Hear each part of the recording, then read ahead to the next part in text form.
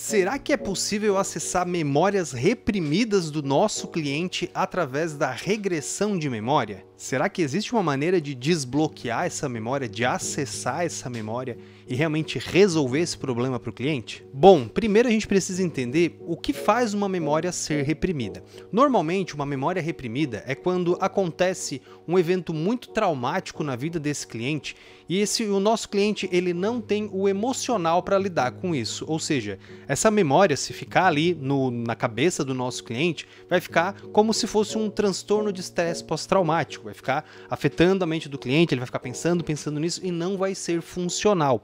Então, para auxiliar, para fazer com que o cliente consiga viver a vida dele normalmente, o que a nossa mente faz? O que a mente do cliente faz? Ela reprime essa memória. O que isso significa? Significa que o cliente ele não vai mais lembrar dessa memória no consciente dele. Porém, no inconsciente, essa memória continua atrapalhando, continua sendo usada como base para o comportamento do nosso cliente, como se fosse qualquer outro tipo de evento traumático. Agora, o mais curioso é que durante o processo de hipnose clínica, durante uma regressão de memória, por exemplo, a gente consegue, sem problema nenhum, acessar essas memórias reprimidas.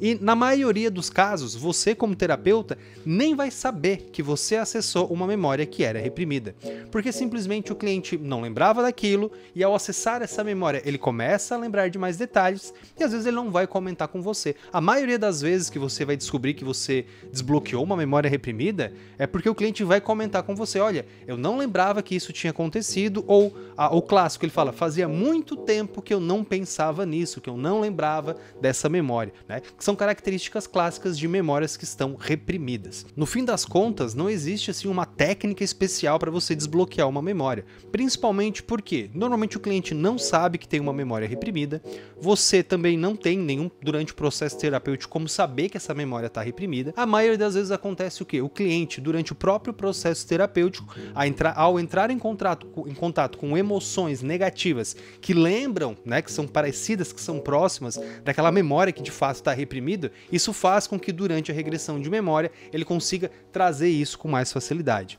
A maioria das vezes, a maioria das memórias reprimidas que você vai acessar, você nem vai saber que eram memórias reprimidas. Quer aprender hipnose terapêutica comigo? Estou disponibilizando para você gratuitamente o Guia do Hipnoterapeuta Iniciante. São mais de 30 aulas onde você vai descobrir tudo o que você precisa para ser um hipnoterapeuta de sucesso.